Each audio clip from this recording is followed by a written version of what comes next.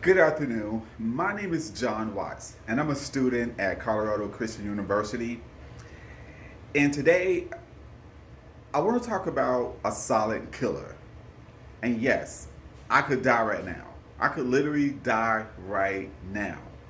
And the reason why I say that, because I was diagnosed with hypertension, better known as high blood pressure, about 5 years ago. But I get into that a little bit later on in my speech. Um, I was diagnosed with hypertension, and I could have died. I literally could have died. But I'll tell you that story as well in just a little bit. Now, hypertension, better known as high blood pressure, can kill you. As a matter of fact, according to Piedmont Healthcare, which is a well known healthcare system here in Georgia, they have an online article under their homepage on their website at www.piedmont.org. And that article stated that heart disease is the number one killer among men today. And I also have a presentation that you're viewing as well. So if you follow along with my presentation, I'm on slide one. Um, I'll continue. Now, under their website, they stated that heart disease is the number one silent killer among men today. And this is what they had to say about that number one killer. And I quote: heart disease is the leading cause of death for men in the United States. The term encompasses a wide range of conditions that affect the heart and blood vessels, which includes heart failure, angina, and CAD, which is coronary artery disease. According to the American Heart Association, 1 in 4 men die of a heart disease every year, unquote. Now, that's scary. That's really scary because I'm in that number as well. So, and now that you know why I could die in a moment, I want to talk about some things that you can do to prevent and control high blood pressure. Um, I was diagnosed with high blood pressure about 5 years ago, and this is why, and this is what I want to convey to you. The reason why it's important to take your medication. It's imperative that you do this daily if you have been diagnosed with high blood pressure. So I was diagnosed about 5 years ago, like I stated. And at first, I didn't think anything when the doctor gave me this diagnosis. I was a little unconcerned about it. I felt fine. My sleep habits were the same. My eating habits were the same. I just didn't feel any different with this diagnosis. So I didn't take medication, of course. Um, so, but occasionally I would have this headache occasionally, and that only comes about when I was under stress. Had I don't know. I guess stress was the trigger for my blood pressure going up and me having these headaches. So I would take a goodie powder or a BC powder with a Coke, 15, 20 minutes. I was feeling fine. But one day I had this headache and I just couldn't get out of bed. I was feeling so bad. I couldn't. I didn't have an appetite. I didn't know what was going on.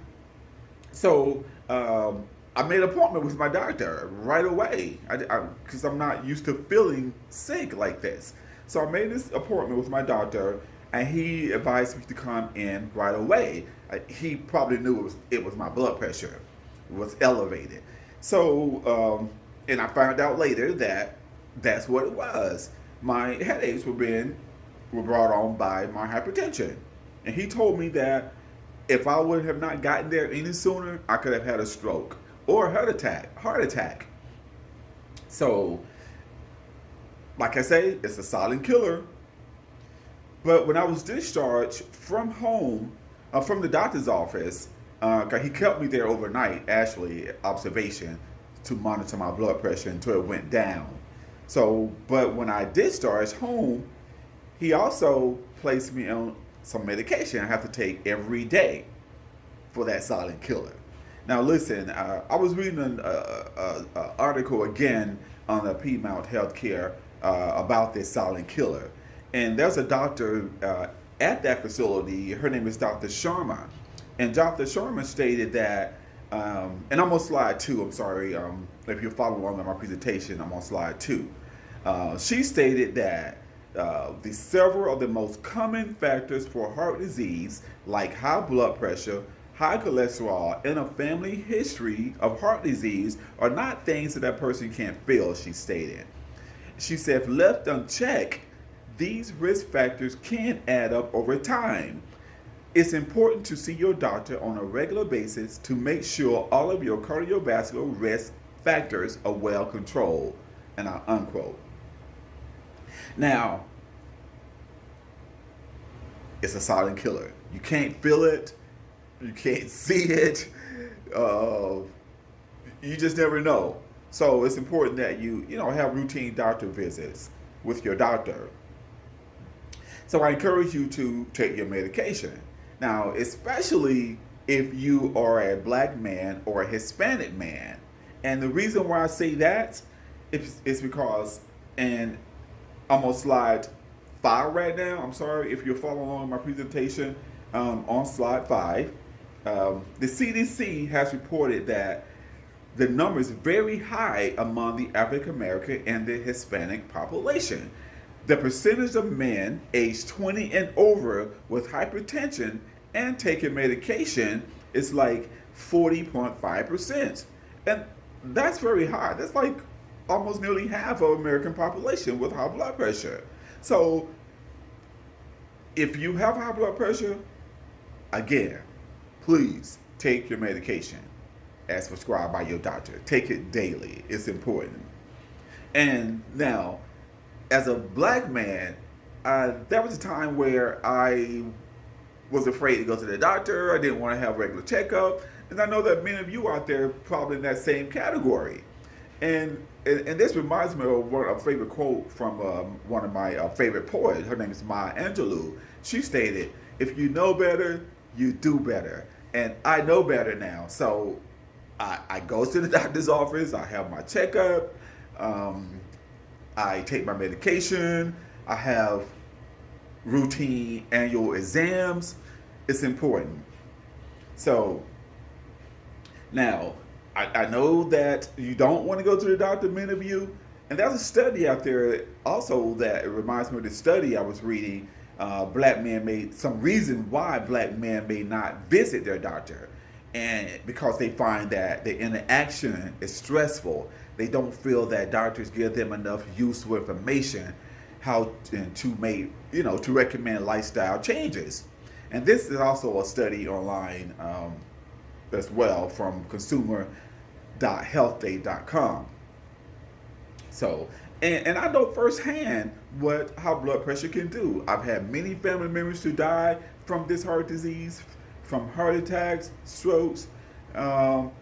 Now, mainly because they were not eating healthy or taking the medication, or if they were taking medication, they were drinking alcohol or just not taking it at all, taking the medication at all.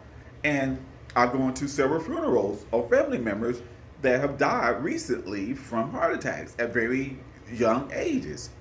So, high blood pressure, and I'm sorry, I'm on slide 6. I'm sorry if you're following along, I'm on slide 6. If you are following along with my presentation. And it states that about 75 million American adults, that's 32%, have high blood pressure. That's 1 in every 3 adults. Now, according to the CDC, their website, it states that high blood pressure was a primary contributing cause of death of more than 410,000 Americans. That's like more than 1,100 deaths a day. People dying from high blood pressure. So remember, take your medication. And it is controllable. So with diet, and I'm on slide 7, sorry if you're following along. So with dieting, exercises, eating healthy, being active, taking walks every day. If you don't want to go to a gym, you can walk your neighborhood to the mailbox here and back. Just do that on a daily basis. It keeps the blood flowing and it keeps you healthy. Now, also, if you smoke, quit smoking. That's a no-no. Quit as soon as possible. And if you need help with that, there's a website out there called smokefree.gov. I encourage you to visit that website. Plenty of information out there on how to, stop smoking. Now, regardless of your race or your gender, there are some key factors that I want you to take away from this speech. Visit your doctor, on a regular.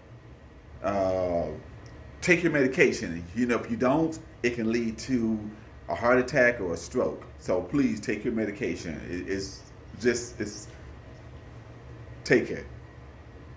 And remember, heart attack and a stroke, they're silent killers. Especially the heart attack is a silent killer.